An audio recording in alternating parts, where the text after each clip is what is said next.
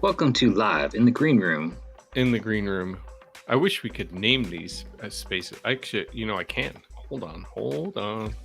You entertain the guests Hi, how are you doing? as they enter the room. Glad you're able to join us. I'm going to use that strange host voice. Yes. Oh, yes. Like, Welcome. A lot of like one words and nodding your head and kind of careful pauses. Ooh, yes. There we go. You gotta point with the knuckles.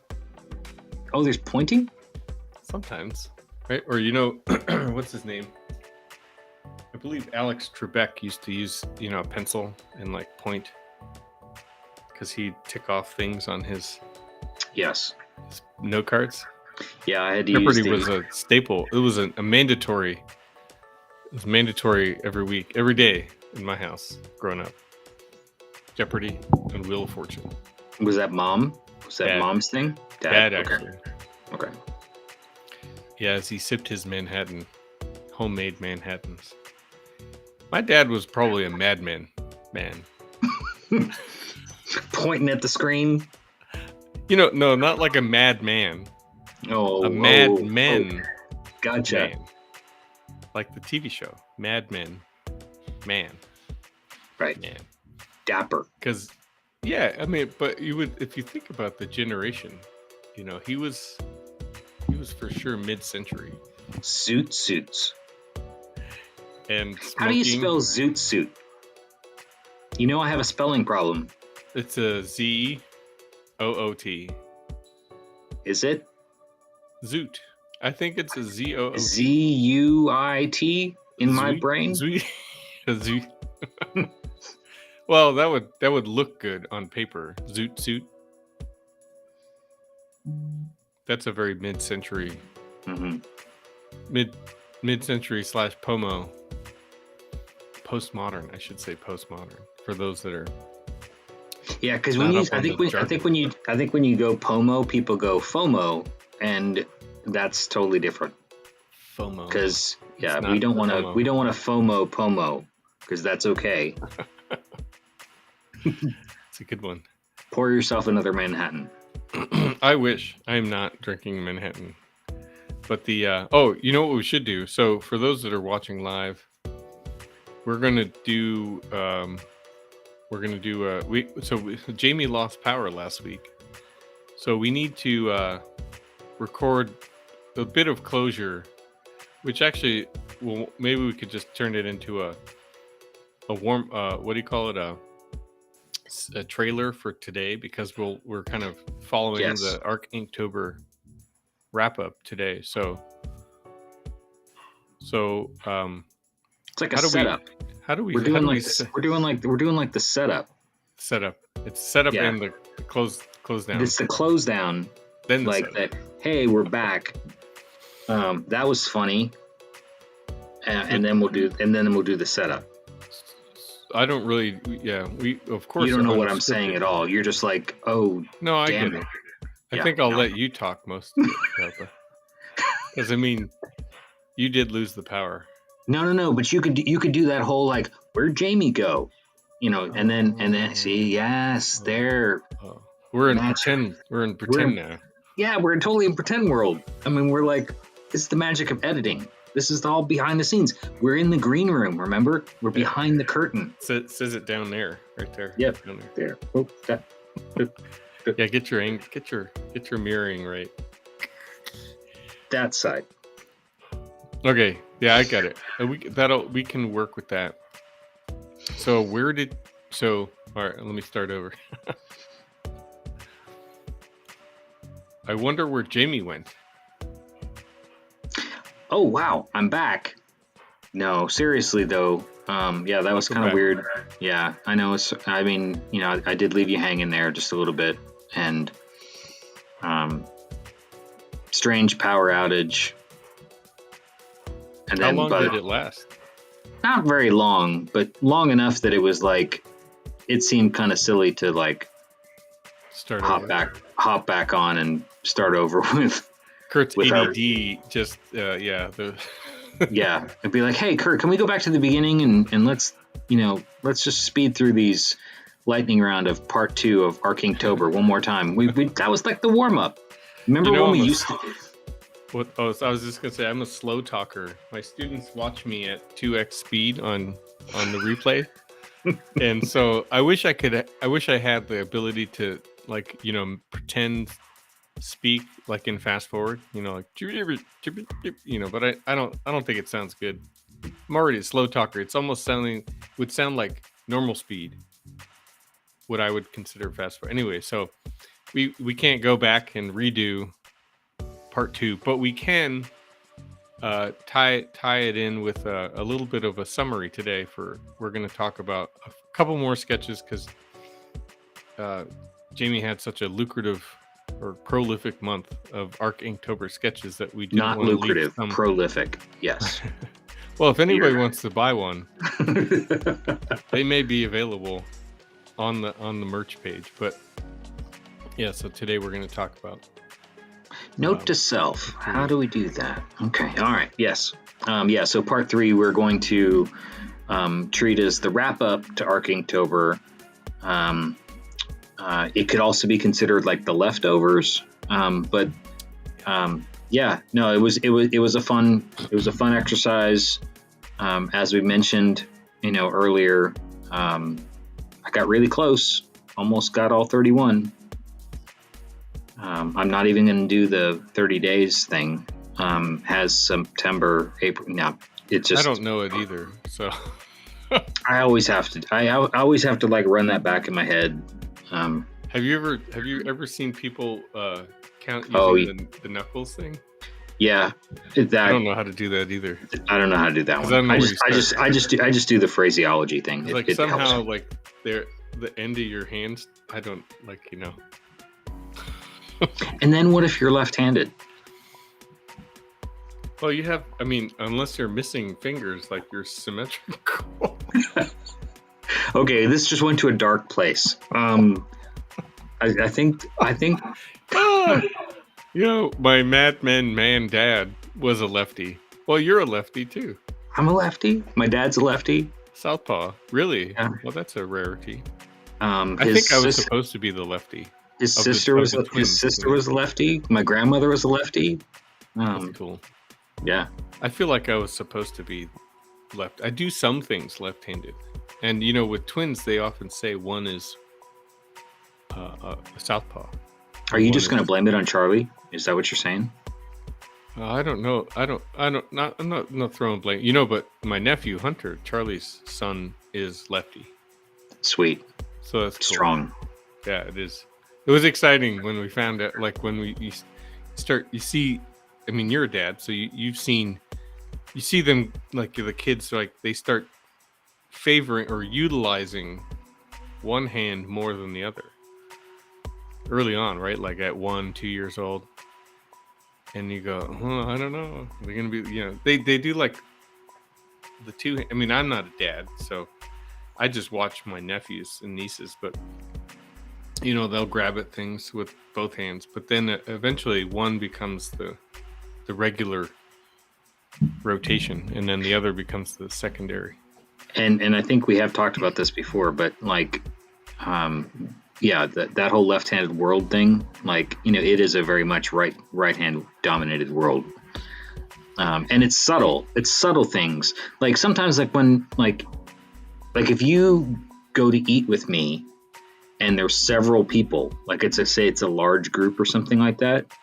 And so there's really like options to sit, like, and there's maybe some people you want to sit near, and then there's people you don't want to sit near. No, I'm just kidding. It's not that. It's sometimes I feel more comfortable sitting in certain spots because I'm left-handed. And it's just sort of like your on brain, the end of the table, right? Yeah, I mean, like it. I think my dad preferred aisles too because of that.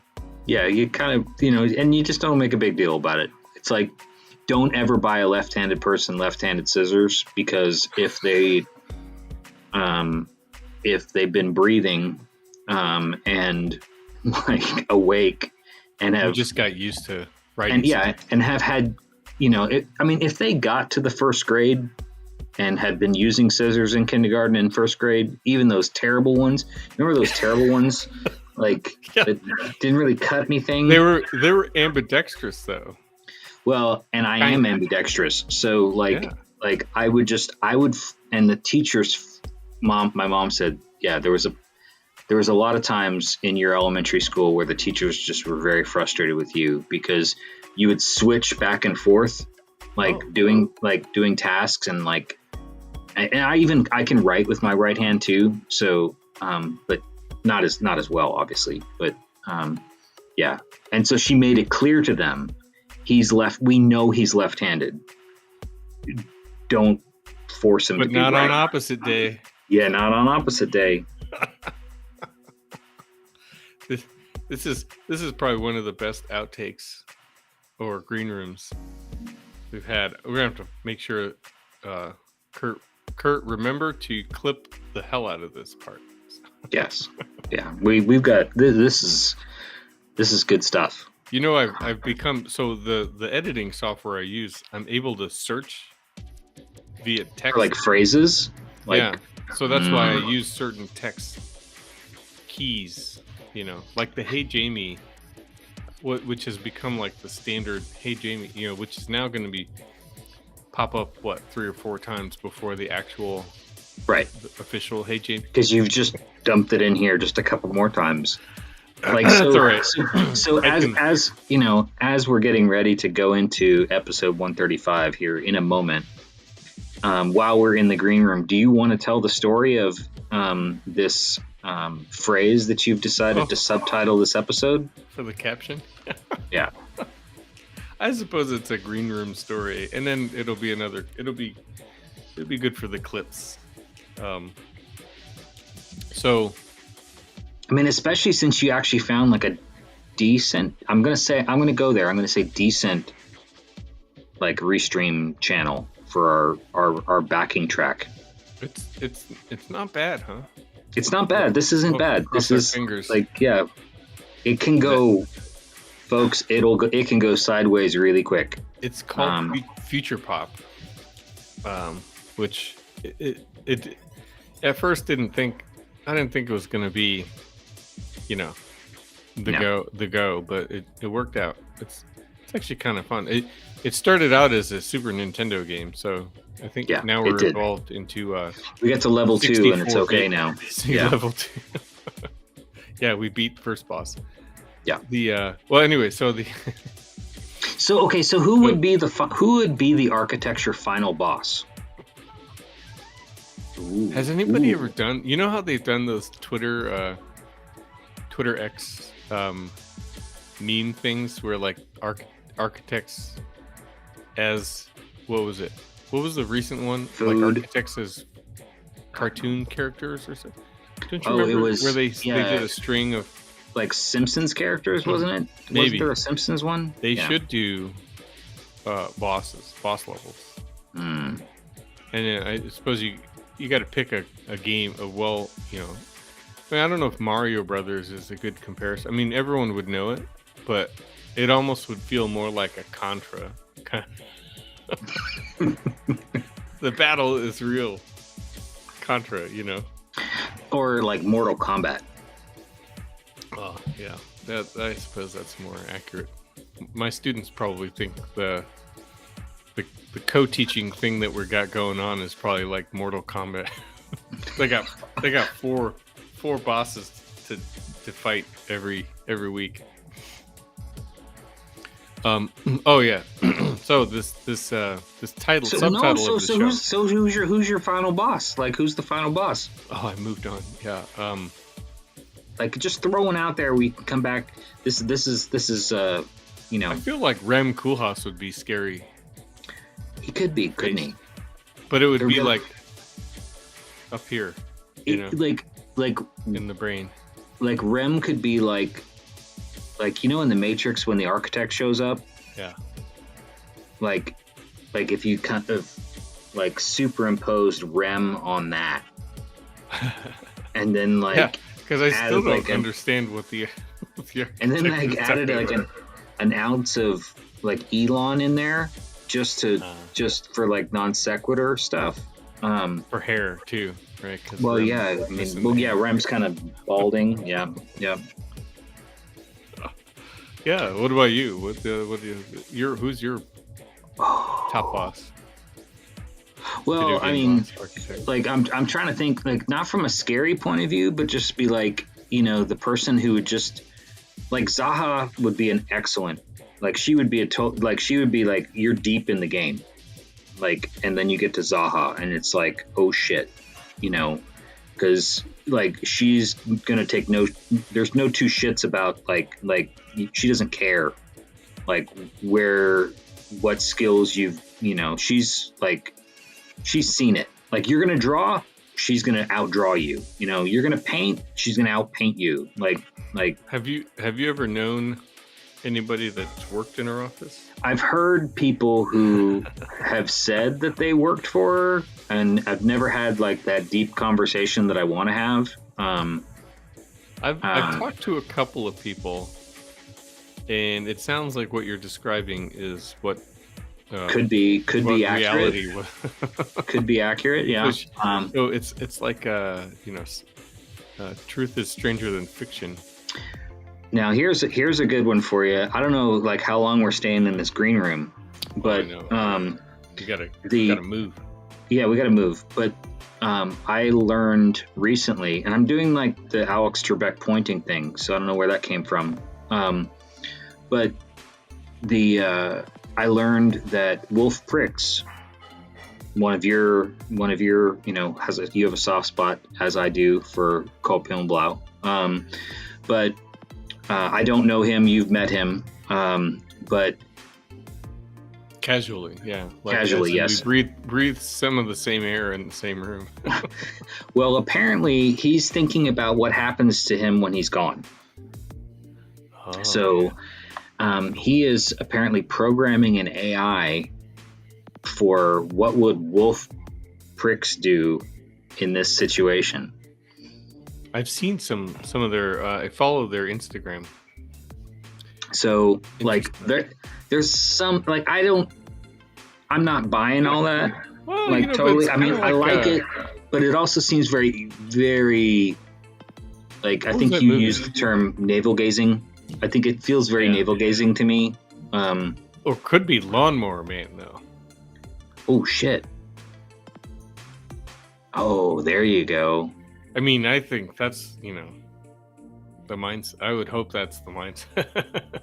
Or that was like, a good movie. Yes. Oh, wasn't that a Stephen King novel that they turned into that? I think you're Maybe. I think you're right. Well, like Max Headroom meets Lawnmower Man, designing buildings, and you're sort of Austrian. That'd be crazy. That could be a mid-level boss. That's like a mid-level boss, because that's just like you got, like, you feel like you're at the final boss, so you're not at the final boss. It's just because there's a twist. There's a plot twist. We'll have to keep on that thread. Okay. The boss. Yeah. Boss level. We're gonna. Yep. I don't know if Rem. I don't. If you change the game a little bit, it might not. It probably is not Rem. Where does Ando fit in this? Well, he was a boxer. I know. So yeah. I mean, he could kick your ass, probably. I mean, that would be great. You remember Punch Out? Yeah. And he probably would be the smaller guy. Yeah. Not the Mike Tyson. Mm-hmm. Not the Butterbean. Well, like, Butterbean was like, what, level 2? Yeah. Level 1 was the guy, the face man, right? The handsome dude. I never made it past Butterball, so I don't know.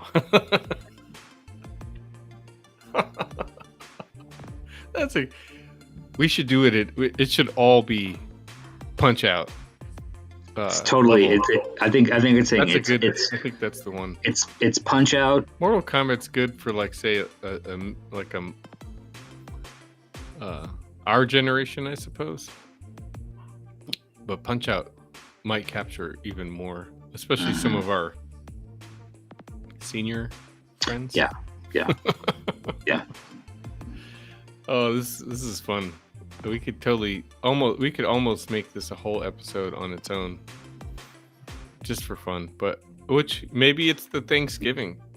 I think that's what I'll do. I think this is Thanksgiving special. Yeah.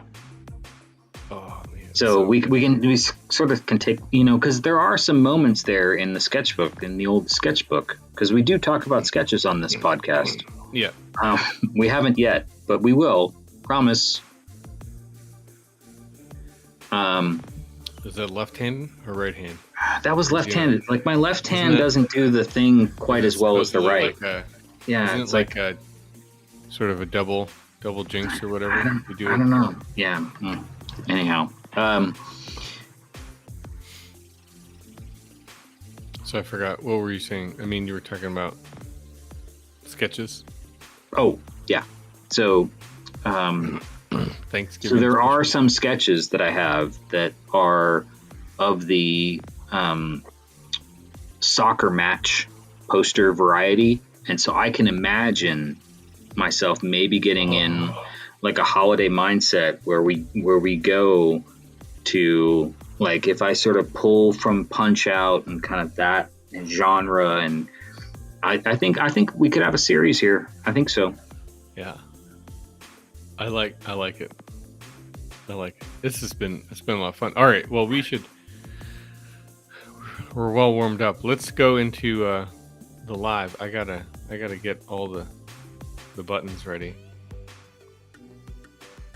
I'm ready. So I'm ready. All right, I'll see you in the 135.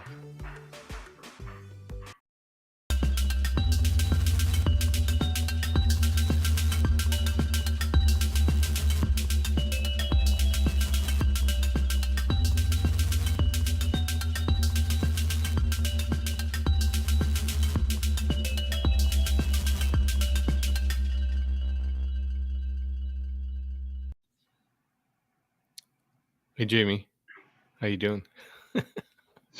Hey buddy, I'm good. This is good. The before. I know. The first time in a long time, the before show is going to probably become a show. Yeah, I think so. I think that's going to be like, like when like in Star Wars, they talk about that Christmas episode, like, it's sort of like people aren't sure if it really happened or not because it like happened once and they apparently never ever aired it again. I kind of want to think that like what we just witnessed was sort of that. Yeah. Piece of magic.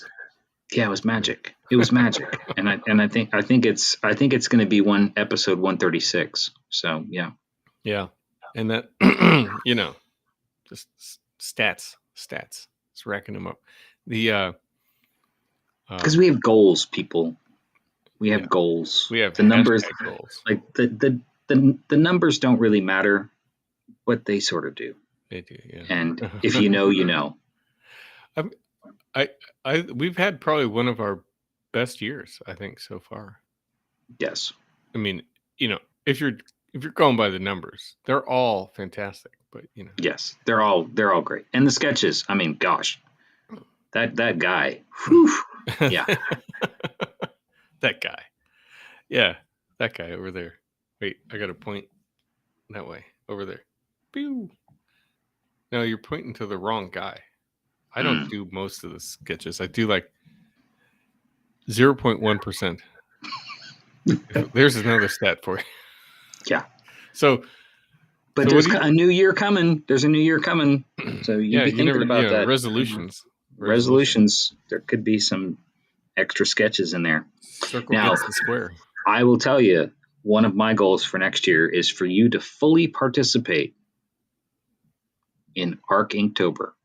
I have 11 months. You do to warm up to that. I appreciate. I take the challenge because I actually was gonna. So we're gonna wrap up talking about Inktober today because there's just a few more sketches we couldn't leave out. And then I did when I was setting up for today and looking at the month of sketches that you created, and I was like, man, I want to do that too, you know. So those are some more hashtag goals for you. Yeah, I mean, think about it. This year we were 2024 able. goals. I mean, we were able to sketch together. Like we did like a sketch walking tour together in San Yeah, Francisco. that was a I mean, lot of fun.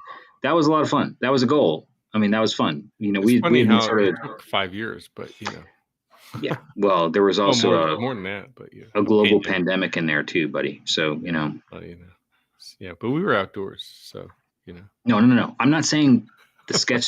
I'm saying the delay. yeah, Like, yeah. yeah. I'll take it. The Okay, uh, I was backing you up. That was me backing you up. so I was like, I thanks, was like a wing. I was like a wingman right there. teed up, Speaking of teed up. wingman, like I hear your grandmother might be a really good wingman. Is that what you're trying to tell That's me? right. That's right. Well, Not for me. Not for me, folks. Not for me. This is not about me. This is about Kurt's Sam. extended family. Yeah. Sam, I know you're listening, and so feel free to answer via comments, uh, feedback. If you want to come onto the show and talk about, but we're all wondering, have you a favorite lady? Oh, I can't wait for him to hear that. So Gran, we call her Gran, right? So Danielle's my spouse's grandmother, who is also her cousin Sam's grandmother, right? Because that's how family trees work. And folks, I did get a genealogy before we jumped right. into this episode, Right. so I am all caught up. Yep. It's all legit.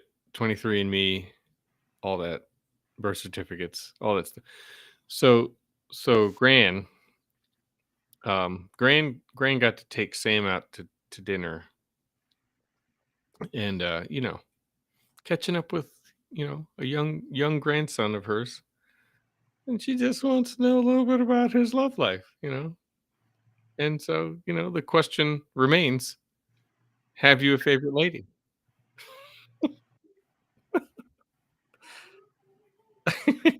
Yeah, I don't quite pronounce or spin it, because Grant, I forgot to I was trying to mention to Jamie, so she grew up in the South, in Houston, around the corner from where Jamie is, maybe by a couple hours.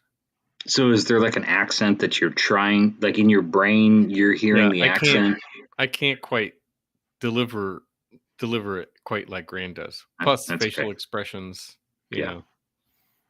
it's great. It's fantastic. So anyway, so we have a little subtitle, little joke for Sam, a good listener and friend of the show. So, But but if you've tuned in and you're wondering why the title it is, that's why. This is actually though part 3 right, yeah, I of couldn't help myself, but the yeah. Arkingtober wrap up. So this is kind of like the leftovers, but as we all know, like, Thanksgiving's around the corner. and turkey leftovers, so good. Yeah, with mayo. No, what? I we, actually re-listened to that episode are we where doing we this first again? talked. We've already talked about that. Are we doing this again? I thought No, about. not yet. We're gonna save that for next week. Okay. But the yeah, just leave that hanging Okay. out there. But the Next so week's before, episode will be about cuisine, folks. Cuisine. yeah, So fine dining. So how do you eat your turkey? So before we talk about the couple of sketches that we wanted to wrap I up have a with, question for you. yeah. How is the feud? Are you guys friends? Uh, I've sent out a couple of invites to join me at some desk crits, and excuses are being made as to non-attendance. So I'll just leave that there. Okay. All right. We've got a lot to get to in this episode, folks. So I'm just going to leave that there as well. So, like, fantastic. I don't. Have you caught up on any news from their camp? Is there any continual shade? I have not, but Being they have pivoted here very recently to a far more polished and technical, almost dare I say, like continuing education aspect to some of their podcasts. And true, yeah. And I will say, it's quite good. I you know, for those who are wondering who the hell are they talking about, if you go back to what episode was it up for us? It was like a rando episode. For them, it was episode 300, but the Arca Speak 27 or something like that. Yeah, so just a couple of episodes back, but Arca Speak, 28 maybe. the guys who have been doing this for over 10 years, and we've admired their work for quite some time. They're always sort of innovating a little bit, and I have to say it's good. So yeah, shout out to that. Yeah, cheers with my coffee in hand. Yeah, that one's for you, Cormac. Cormac has a nice camera. Yeah, it makes him look good. That sounds a little petty too. Huh? Oh wow, you like But I'm in all seriousness, no, the image quality they're producing is enviable, is what I meant. So okay. So what are you drinking then in the mug? Let's just swiftly move on. Yeah, swiftly move on because that got kind of weird and awkward there for a moment. But yeah, no, I'm still with the black and bold, the dark roast that I was telling you about. It's what I didn't mention the last time is that it's one of the fair trade coffees, but it's from Ethiopia. And the thing about it that I was saying to you that you got kind of all excited about, and I still haven't been able to kind of describe, is it's chocolate and blueberry notes. And you seem to get super excited about the berry stuff, but I'm thinking that relates to your affinity for Berry Kiss from our friends over at Rootless. Yeah. Actually, well, I don't want to talk about it because you'll be mad, but Light Bright 2 had a little bit of that too. I will. I'll repair. It is a season of giving. It is a season of giving. It is. That's true. Yeah, it's true. So, I shouldn't have brought that up. Sore subject. Yep. It's a trait, bad trait. So, I had to dip into our own supply of Coffee Sketch coffee. Plus, but you good, had though. one. You had it's one good. Yeah. Last time, and I was like, I haven't had some in a while, so that's what I'm working with, and it is a good one. I wonder, what kind of holiday gift do you give a guy who makes coffee? So Sean and the folks over at Rootless. I feel like I owe him a thank you of some kind. Well, pen, like an architect. No, that's a gift for yourself, buddy. You're buying for yourself. Yeah, you're shopping for yourself. We're not doing that. Yeah, this is not that part of the show. Well, we can't. You could, and I have asked. He was a little stumped by it, but I have asked our good friend John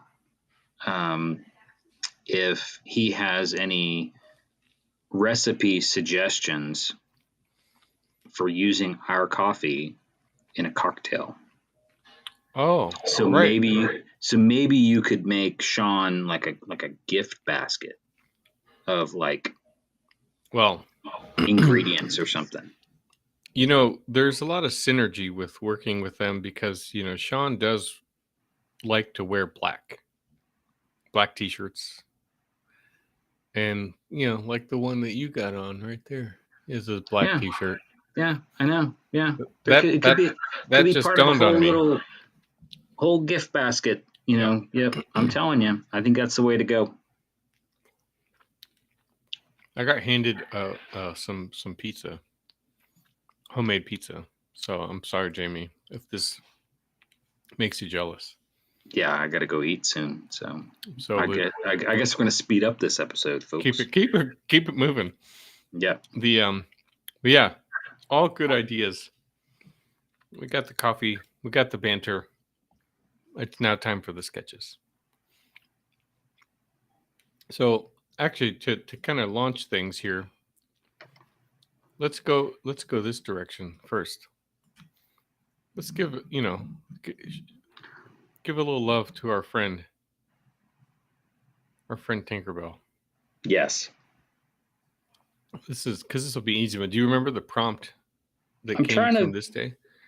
Well, I thought I knew what it was, but then I had to look. I do have my cheat sheet, folks. I apologize, but I do know what it is, and so it was the 50s.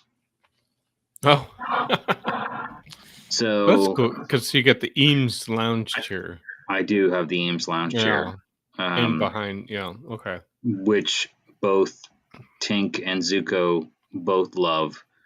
All the animals, and it's totally fine. I mean, I am not, I'm not somebody where the animals are not allowed into chairs or sofas or things like that because they want to sit next to, me or family or anybody that's visiting. So yeah, exactly. So this is Tink on the ottoman, and which is sort of her favorite spot. Usually, the cat will occupy the other portion of the chair. Okay. So, but Tink will, kind of sort of sit pretty on the ottoman from time to time, and that's her spot. So, well, that's cool. It's fun because we talk about she's always around. Yep. Oh, she's here. Yeah. Underfoot or under desk, things like that. And I recognize. Well, I've seen Tinkerbell on camera. I don't know. Some people may have seen her too, but I'm familiar. So I knew who this was in the sketch. And to talk about the sketch itself, it's kind of fun. So Tinkerbell is a black dog, a Puggle, right? Or she's a Pugget, which is pug, and Italian Greyhound. Oh, cool. Yeah, it was. I don't know if I've seen too many of those. It was a unintended match in the. It was a love. It was just she was born out of requited. Quite yeah, requited. she was quite requited. Mom and dad. Apparently the folks that we got them from, they had some show dogs and purebreds and this and that, whatever, and this was the surprise. And she was the runt, and she was beautiful, and she's a special puppy. So is that how did you get her from puppyhood, from this whole litter? Oh yeah, I've had her since she was like 6 weeks old. So, yeah. I've had one dog from 6 weeks, and the longer, I mean, not that the other two dogs that I got a little later in their own lives, but when you go through that whole puppy phase, there's a lot of bonding. Yeah, they imprint on you pretty quick, and then and at the time too is that she, and I've told you this, I don't know if I've said it on the podcast too much, but so very very young puppy, coming to a house with a very old cat. And so the very old cat, who's no longer with us, Peter Pan, and that's why she's named Tink. So Peter Pan did love his dogs, though, and so Peter Pan trained Tink, and so Tink has some very cattish tendencies about her. She's a very cattish dog. That's kind of interesting. Yeah. Yeah, but she's great. Nature versus nurture, right? Oh yeah. Well, and now she has her own. Nature and nurture. She got a kitten, which was like an interesting experiment, kind of going the other direction. Mm-hmm. And, she's very protective of him, but at the same time, doesn't want to be bothered by him. The elder. Yes. Yeah. Well, that's good. And I bring up, so she, Tink's a black fur, maybe a little gray here and there, but the way you rendered the sketch, she's almost like heavily rendered with the chair, with a lot of rendering, because it's a leather. I'm sure a lot of our listeners are aware of an Eames, what the Eames lounge chair looks like, but for those that are not as familiar, it's definitely it's a mid-century icon of furniture that has a really cushy leather padding with a bent plywood frame or base, and the shape of it, like, it's one of those things, like, we talked about game shows before we got really going, and there's Name That Tune, right? People try and vie to like name musical songs in the fewest notes possible. Architects probably could play a game about name that chair or building in as few pixels as possible. Yeah, this is how many little bits of detail do we need to like call something out? Yeah, in this particular instance, like the Eames, Charles and Ray, it's this is a seminal work from them, and like you say, it's you don't need very much of it to identify it, and it is super comfy. But for me also, just as I know that you and I've talked, is that we have a lot of listeners who are kind of younger architecture students and things. And talking about trajectory of career and whatnot. But what's funny to me is like when I finally decided I want to be an architect, and I was several years into architecture school and decided, I'm going to be an architect. One of the cool things that we had we had a very small library in our architecture school. So we had the main library, and Kurt and you've heard us talk about the library and going to the library, and we love that. Pulling out books and just sitting there amidst the stacks and looking at all the stuff. But the architecture school also had its own tiny little library with a lot of, rare works. But they also had a lot of donated furniture. So they had amazing collection of architect designed pieces of furniture. And so that was really my first exposure to this chair, as well as many others. And then, of course, take all the history classes and whatnot, and you kind of, you recognize it. But the short of it was, I told myself, kind of made like one of those like quiet promises to yourself, is like, when I get out of school and like I'm a grown up in my own mind, when I decide I'm going to like really buy like a piece of furniture, like this is it. Like this is going to be the first one that like is a deliberate furniture, like not just out of necessity, but like out of like, I am buying something as an art piece, but also something that's functional. Like I said, the animals are on it. It's got scratches. It's totally fine with me. I love this chair. But this was it. And so I've had it for a really long time, and I just, Oh, that's cool. It's a part of the life. It's So actually, I'm glad we picked this sketch or we landed on this because it has a lot of interesting elements of sentimentality that I didn't really.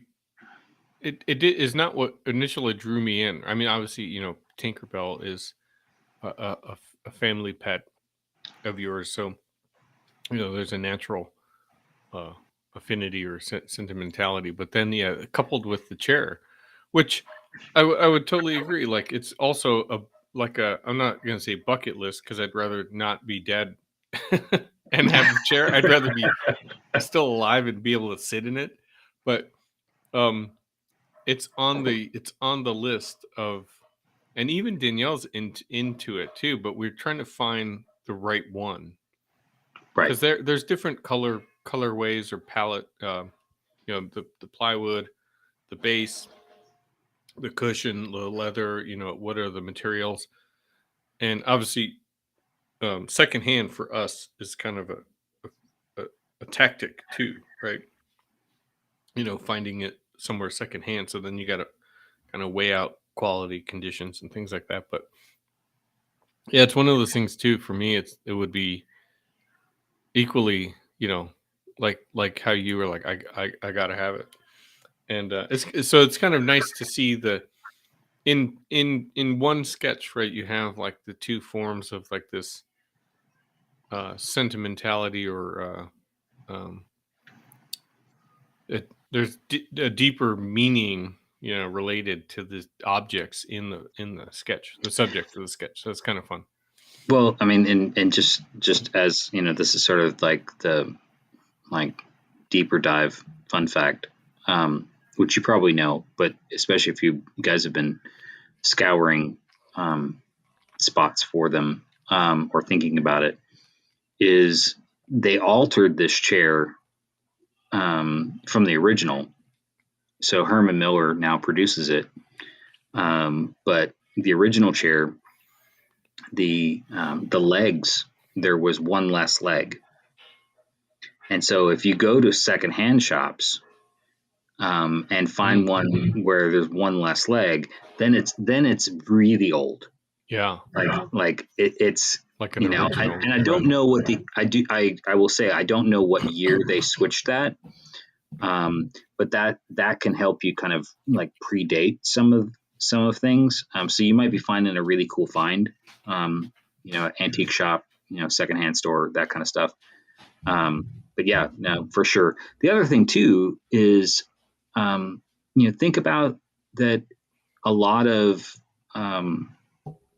furniture companies, um, love practicing architects and give fairly deep discounts. Mm, Um, that's true. so it's you would be surprised at and if you have a good furniture rep. The other thing too with the furniture reps is that if you are getting it from like factory direct, like a Herman Miller kind of thing, is that the furniture reps don't pay shipping, Oh, and you get a discount. So you got your industry as an architect discount, right. but then the Sometimes it's furniture, pretty significant, like you said. yeah, because I mean, shipping a chair like that, I mean, wow, I mean, from the factory, that's a lot. That's a lot on top of the ticket price. So yeah, there's ways to do it.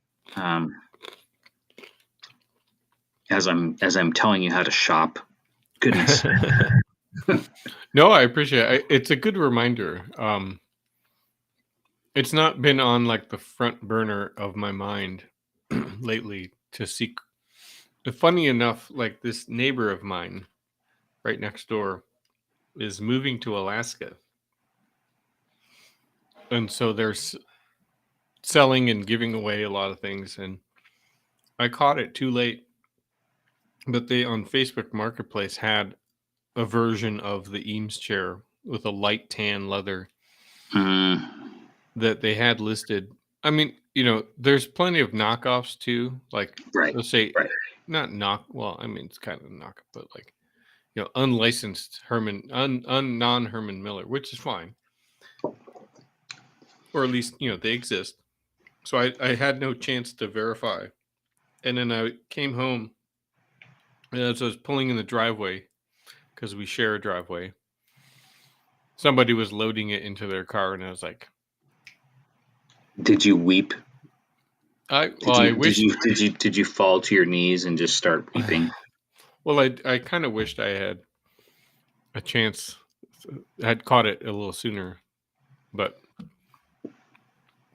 I didn't. I had no idea this neighbor even would own a chair. Like, just It sounds kind of judgy. it's a little judgy, I guess. I mean, they're cool, but like, I just didn't They're think that cool, was but like kind of the vibe. gosh, I didn't know. I mean, yeah, So, judgy. all right, let's move on, man. I don't want to talk about me anymore. The well, since let's how about we're pushing into an hour here. Okay, so we'll how about we do this one? This is a good one. Can I pick this one? Yeah, you can pick this one. I like this one because it's been it's been in the back of my mind since we did the first branch of this, the first episode of Arctober. And Kurt loves a cantilever, loves a good tippy building, something that looks like it's gonna tip over. Yep. And also loves a good folly. So if this is both a 2-in-1, even better. But is this a real building, or it is? It is. Oh, that's even better. So you're like, oh wow. But it's not one that I'm familiar with. So that's like, not one of mine. I wish. Yeah. Gosh, I wish this was mine. This is fabulous. So what, where, who, how? So this is in Canada. Oh. Yeah. Oh. A. Yeah. Yeah. A. So Brian McKay Lyons. Oh. McKay Lyons Sweet Apple. Oh, that's yeah. Architects. Yeah.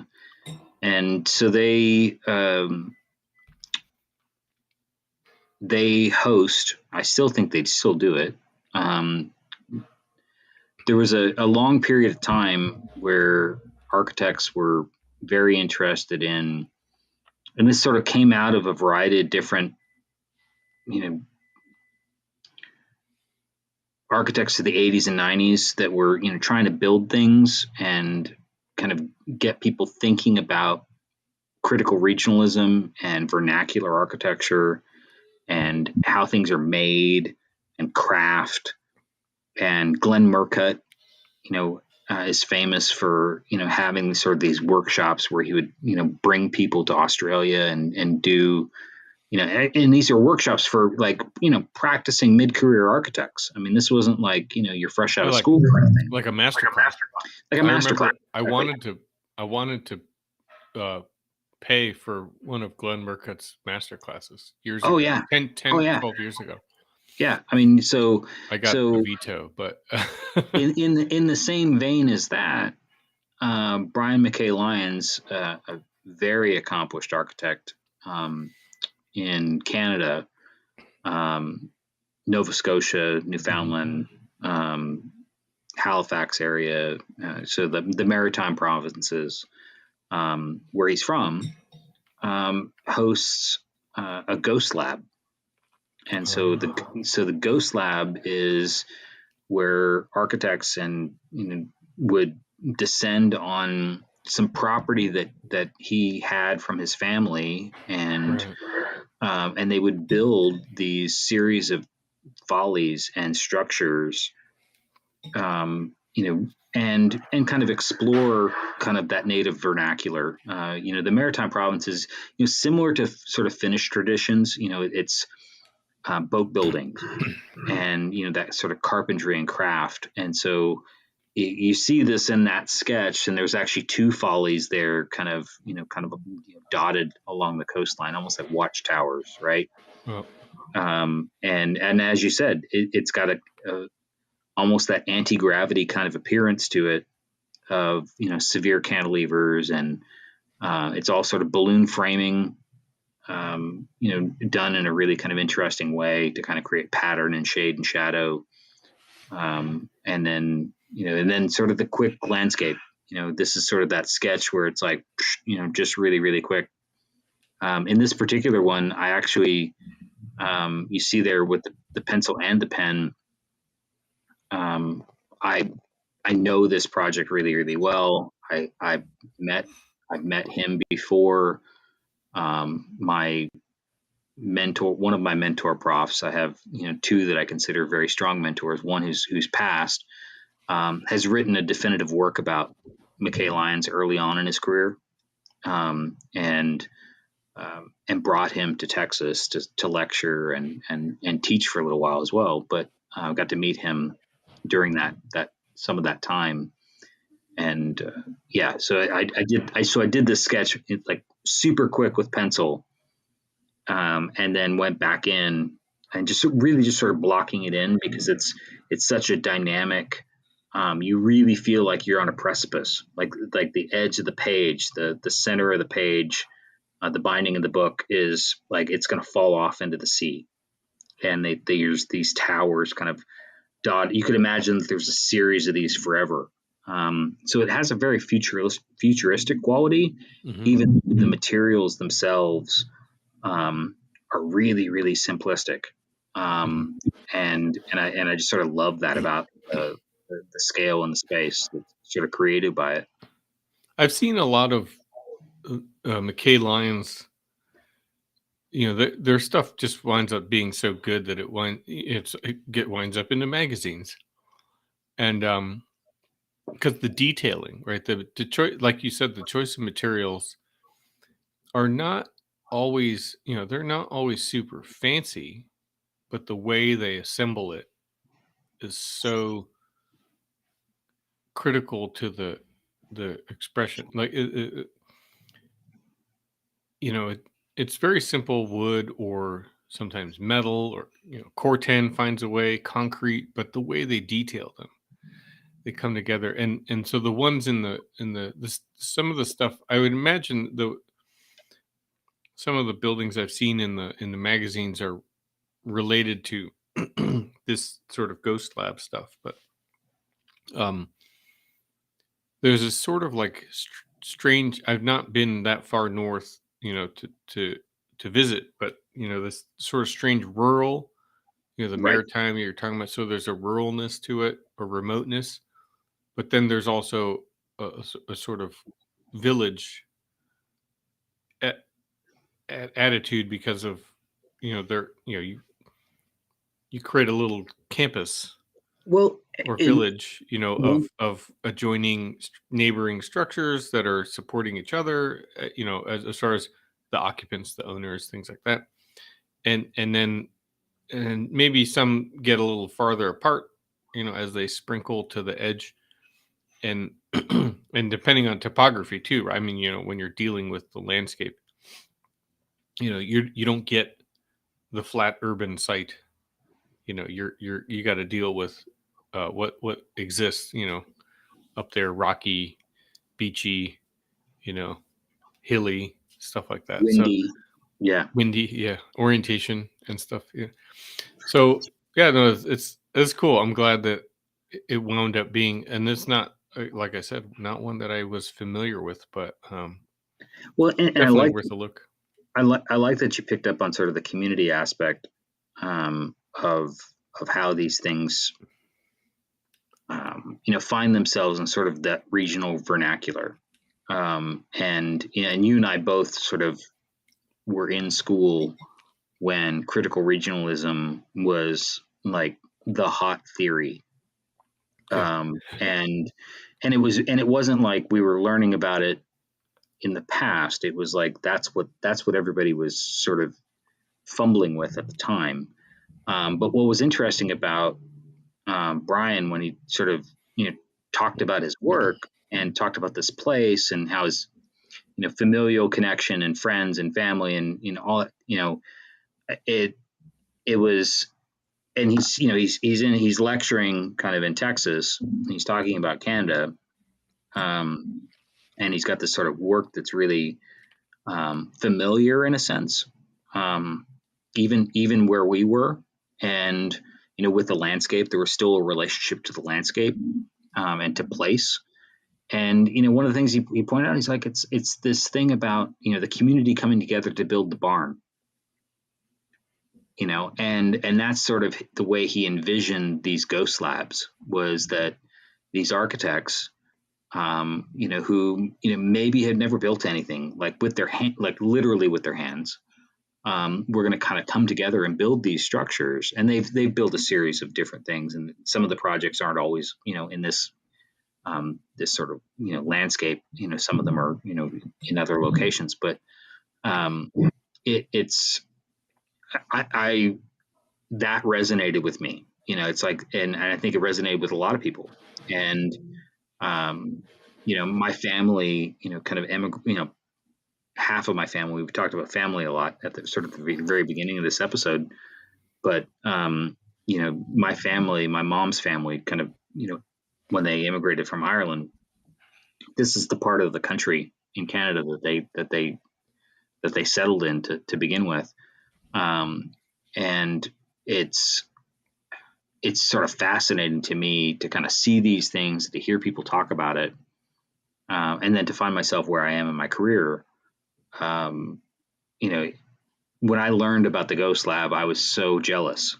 This is that FOMO moment for me. And because it really was, it was sort of like, am I ever going to get to do a project like this?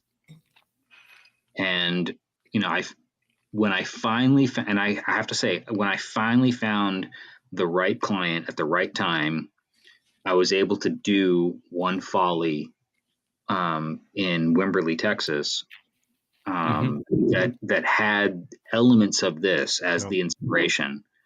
But again, it was, and that took, years, and it was sort of a fortuitous moment, but his work his firm's work is pretty remarkable stuff. Yeah, we've talked about the Wimberley project a while back. I will not remember right now, but I can definitely see the connections and the relationships to that, which is the influence, right, involved, just like art, right? There's a lineage to it, or a line of influence. But well, we've crested the top of the hour. No, this is good. This was an excellent episode. Thanks. Thanks for some good leftovers. Yeah, this was good leftovers. This was a good way to wrap it up. So, and for those who listen to this and then stay tuned for some fun Thanksgiving stuff, you heard the shaky from Tink, so it's, what that means. It's time to go out. It's time. She got the cue. So, all right. Thanks, Jamie.